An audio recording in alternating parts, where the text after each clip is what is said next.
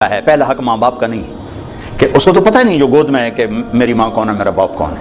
اسے صحیح تعلیم دینا اور اسے انسانیت سکھانا ماں باپ کے ذمہ ہے. سکھائیں اسے اے لیول او لیول اور توقع کریں کہ ماں باپ کو بھی مانے تو کیسے مانے گا. ایک شخص آیا حضرت عمر کے پاس، کہا جی میرا بیٹا بڑا نافرمان ہے. تو عمر رضی اللہ عنہ نے اٹھایا کوڑا مارنے کے لیے. انہوں نے کہا جی میری بات سن. کیا کہا؟ ماں پیو کا بھی بڑا حق ہے، پر کوئی اولاد کا بھی حق ہے.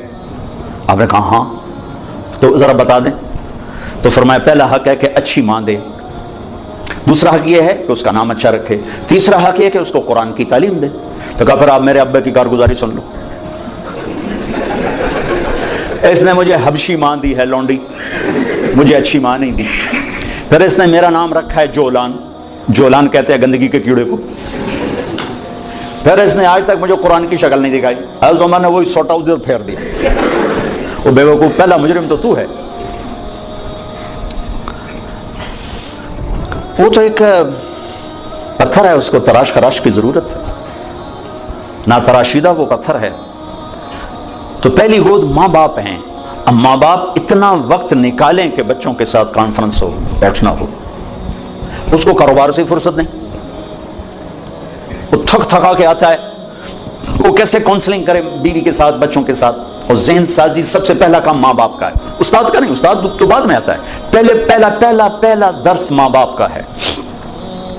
اگر انہوں نے اس کو ٹائم نہیں دیا تو یہ جنگل کا ایک درخت بن جائے گا، اور اگر اسے ٹائم دیا تو باغ کا پودا بنے گا جس کی تراش خراش. اور زندگی بھر دھکے کھائے ہیں. سیرت کو پڑھ کے اور تجربوں سے دیکھا ہے، نصیحت تھوڑی ہو محبت زیادہ ہو. ماں باپ پر نصیحت غالب ہوتی ہے، وہ پھر وہ اوور ڈوز ہو جاتا ہے کام. ذہن سازی نہیں ہوتی، اور ذہن سازی دنیا کا مشکل ترین کام ہے جس کے لیے نے نبیوں کو بھیجا. اب مصیبت یہ ہے کہ جس نے ادھار بیچا ہو، ادھار خریدا ہو، وہ گھر میں حاضر ہو کے بھی غیر حاضر ہوتا. ہماری ساری تجارت تو چلی گئی ادھار پہ. اور ہوس زیادہ ہے، اسباب تھوڑے ہیں. تمنا زیادہ ہے، اسباب تھوڑے ہیں، تو ذہن فارغ ہی نہیں ہوتا ہے. کن قانعا تکن اغنی الناس، قناعت اختیار کر سب سے بڑا غنی بن جائے. 15 برس اللہ دیتا ہے تربیت کے. 15 برس ماں باپ کو، 15 برس کے بعد پوری شریعت متوجہ ہو جاتی. یہ 15 سال بچے اور بچی کے ہیں، ان پر لگاؤ زور. ان کو اللہ کا تعارف کروا دو، اللہ کے نبی کا تعارف کروا دو، ان کے اخلاق بتا دو، ان کو آخرت بتا دو، جنت بتا دو، جہنم بتا دو. پھر ان کے شر سے تم بری و ذمہ. لیکن ماں باپ کو ہی نہیں پتا تو اولاد کو کیا پتا ہوگا.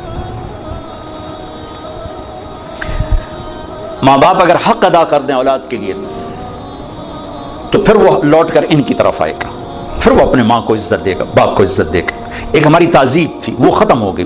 بہت چھوٹے بچپن میں میں اپنے دادا کو تو نہیں سنبھلتا، دادا کے بھائی کو میں سنبھلتا ہوں. تو میرے دادا کے جو چھوٹے بھائی تھے، ان کے بیٹے ان کے سامنے نہیں بیٹھتے تھے، حالانکہ بالکل جاہل ان پڑھ لوگ تھے دنیا کے لحاظ سے.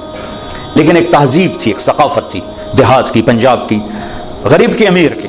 ان کے پیٹھ پیچھے بیٹھتے تھے، سامنے نہیں بیٹھتے تھے. سامنے بلاتے تو وہ کھڑے ہو جاتے تھے، بیٹھتے نہیں تھے، کھڑے رہتے تھے. تو وہ تہذیب تو ہمارے ہاتھوں سے نکل گئی، چلی گئی. ہر چیز خلط عملا صالحا واخر سیئا کی بجائے اختلط الحابل بالنابل. وہ اچھا برا سب مل کے ہم اپنی ثقافت تہذیب کھو چکے ہیں. کچھ وقت ماں باپ اپنے بچوں کو دیں. میاں بیوی آپس میں جب بیٹھو کبھی موبائل فون چالو نہ رکھو، ورنہ تھوڑی ہارے لے لڑائی ہونی. اور میں اپنے بھائی کے گھر جاتا ہوں، وہ ہے یہ دل کا ڈاکٹر. وہ بیچارے کی مجبوری ہے وہ کھلا رکھنا ٹیلی فون کہ کسی وقت ایمرجنسی مرض ہے، ایمرجنسی کال ہوتی ہے. تو وہ میں جب بھی اس کی بیوی کو دیکھتا ہوں نا لڑتے ہوتے، ذرا اسی بات پہ دیکھ رہا ہوتا ہوں، ٹیلی فون ہی تیرا ہر بولتا رہ جاتا. وہ کہ میں کی کر رہا ہوں، میری مجبوری. کوئی پیچھو مردہ پہ ہو تو میں کی کروں. تو آپ لوگوں کے لیے تو کوئی ایمرجنسی نہیں نا. جب میاں بیوی بچے بیٹھو فون بند کر دیا کرو، نہیں تو اس کی ٹان تمہاری ساری زندگی غارت کر دے گی. بس فون نے اخلاق برباد کر دی ہیں، گھروں کا سکون چھین لیا ہے. ان لنفسک علیک حقا وان لزوجک علیک حقا. تیری بیوی کا تیرے اوپر حق ہے، تیری ذات کا تیرے اوپر حق. یہ تھوڑا کہ تم میزان بینک کے ملازم ہو تو اب تمہارے گھر میں بھی تمہارا فون چل رہا ہو، بھائی عرفان صاحب کی کہیں کال نہ آ جائے. کیوں بھائی بیوی دا حق نہیں؟ کیوں جی عرفان صاحب؟ ہوئے ہوئے ہوئے ہوئے بڑے خوش ہوئے. بند کرو فون جب بچوں کے پاس بیٹھو. اللہ نے ہمیں خوبصورت زندگی دی ہے. ہم کو مشین تھوڑے ہیں کہ بٹن آن کر دو چل نہیں. مشین بھی چل چل کے آتے میرا تیل تھا بٹا, میرا موبائل تھا بٹا. میرا اپنے نبی کی پاکیزہ سیرت پڑھو کہ آپ نے زندگی کیسے گزاری. پھر جب میاں بیوی کی کونسلنگ ہو, پھر اولاد کو, پھر وہ حق واپس ماں باپ کو ملتا ہے کہ اولاد ماں باپ کی فرما بردار ہوتی, ان کی آنکھوں کی ٹھنڈک بنتی, ان کے لیے وہ راحت بنتی. لیکن جب ہم ان کو ٹائم نہیں دیتے تو پھر ماں باپ کے حقوق سناتے رہو. حالانکہ میرے نبی نے فرمایا تھا کاش میری ماں زندہ ہوتی, میں ان کی ایسی نوکری کرتا, میں عشاء کی نماز کے مصلی پر ہوتا اور میں سورۃ فاتحہ پڑھ رہا ہوتا اور ادھر سے آواز آتی محمد, تو میں ماں کے لیے نماز توڑ دیتا. اتنی بڑی حسرت کا اظہار. اور مائیں ذلیل ہو رہی. کون سا گھر ہے جہاں ماں ذلیل نہیں ہوتی؟ اتنی بڑی ہستی فرما رہے ہیں نماز توڑ دیتا. آخری حج میں جب ابوا کے قریب پہنچے, 60-70 ہزار کا مجمع تھا آپ کے ساتھ, اور قریب پہنچے تو اونٹنے کا رخ ماں کی قبر کی طرف پھر. وہاں ابوا میں قبر ہے حضرت آمنہ کی. سن 2000 میں گیا تھا تو میں وہاں اس جگہ, وہ آدمی جا تو سکتا نہیں, کوئی رہبر ہو تو جا سکتے ہیں, تو اللہ نے ایک رہبر ٹکرا دیا تھا تو میں وہاں پہنچا تھا. زندگی گزری سفروں میں, ایسا سفر کبھی نہیں کیا. بیت اللہ کے اندر 2 دفعہ گیا, وہ کیفیت نہیں بنی جو حضرت آمنہ کی قبر پہ بنی.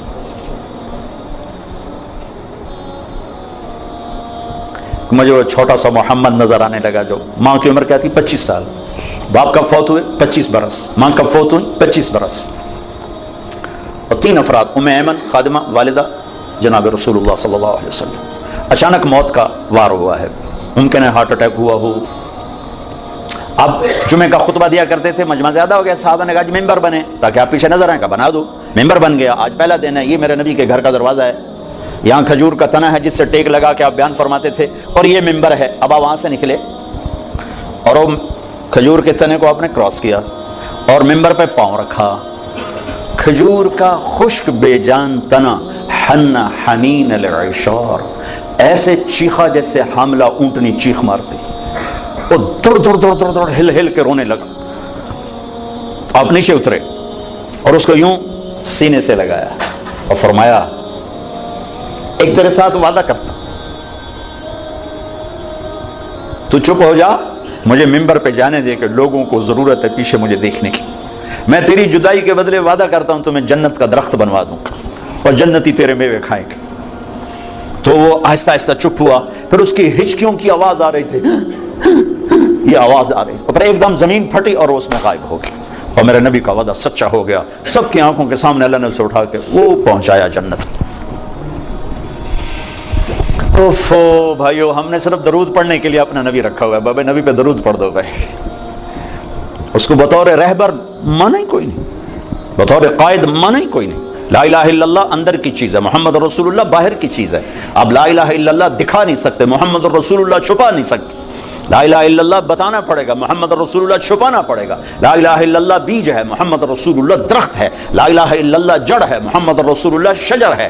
لا الہ الا اللہ اندر میں جاتا ہے, محمد رسول اللہ باہر نکلتا ہے. جتنا لا الہ الا اللہ اندر جاتا ہے اتنا محمد رسول اللہ باہر نکلتا ہے. جتنا اس کی جڑیں گہری ہوتی ہیں اتنا اس کا سایہ طاقتور ہوتا ہے, گھنا ہوتا ہے, پھلدار ہوتا ہے, پھولدار ہوتا ہے, خوشبودار ہوتا ہے. لا الہ الا اللہ پاسپورٹ ہے, محمد رسول اللہ ویزا ہے. پاسپورٹ کے بغیر سفر نہیں ہو سکتا, ویزے کے بغیر انٹری نہیں ہو سکتی. مرنے سے پہلے ویزا لگوا لو, مرنے سے پہلے ویزا لگواؤ. محمدی ویزا لگوانا پڑے گا. جنت کے دروازے پر نہیں, پلسرات پر ہی ویزا مانگے, ویزا دکھاؤ. ویزا ہے جائیے, ویزا نہیں واپس. اللہ نے ایک کام خود کر دیا, پاسپورٹ ہمیں خود بنا کے دے دیا, پاسپورٹ خود بنا کے دے دیا.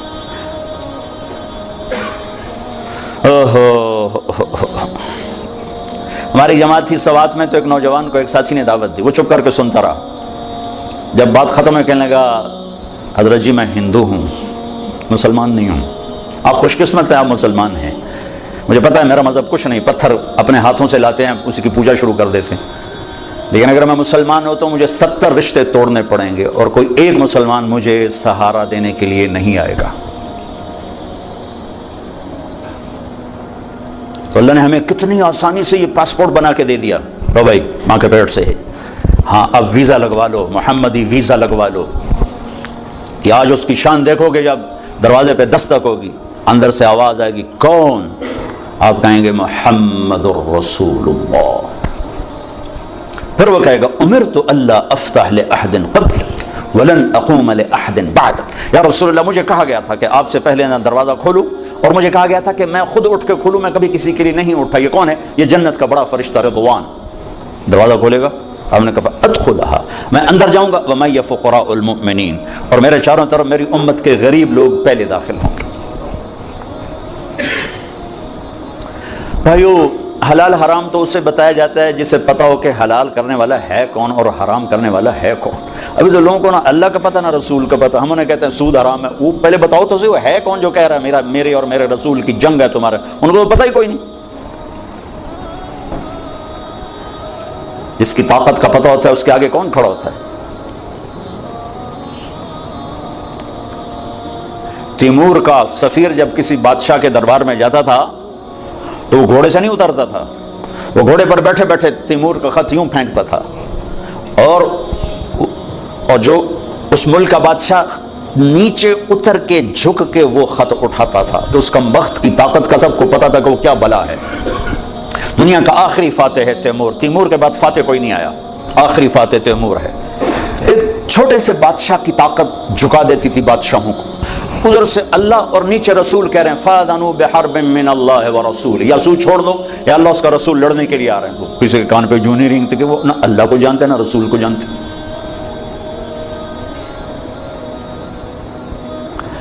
اللہ اس کے رسول کا تعارف ضروری. میں اس لیے پہلے اللہ رسول کا تھوڑا سا تعارف، وہ ہیں کون جن کو جو کہہ رہے ہیں سود حرام ہے، جو کہہ رہے ہیں جھوٹ حرام ہے، جو کہہ رہے ہیں زنا حرام ہے، جو کہہ رہے ہیں کفر حرام ہے، شرک حرام ہے، وہ ہیں کون؟ میں نے فیصل آباد کے تاجروں میں نا بیان کیا. ابھی یہ میزان بینک اتنا زیادہ نہیں ظاہر ہوا تھا تو میں تاجروں میں تھوڑی سی بات کر دیتا تھا، بھائی سود کے بغیر آپ تجارت چلو. تو ایک بہت بڑی پارٹی کا چیئرمین آ کر میرے گلے لگ گیا کہ سود کے بغیر کام ہو ہی نہیں سکتا. کر کے دکھاؤ. تمہاری کپاس کون خریدے گا؟ سود نہ ہوگا. سود کے بغیر تمہاری کپاس کون خریدے گا؟ میں کہا میری تو بک جاوے گی، تو اپنی فکر کر.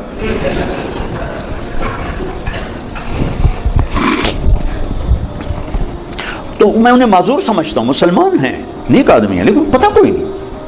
وہ دلیر ہو کے نہیں کر رہے، وہ نادان ہو کے کر رہے ہیں. پتہ ہی کوئی نہیں ان کو کہ کہنے والا کون ہے اور آگے فرمان سنانے والا کون ہے. لا الہ الا اللہ محمد الرسول اللہ، کیا اللہ نے جوڑ کے کلمہ بنایا ہے. سبحان اللہ. لا الہ الا اللہ 12 حرف ہیں، محمد الرسول اللہ بھی 12 حرف ہیں.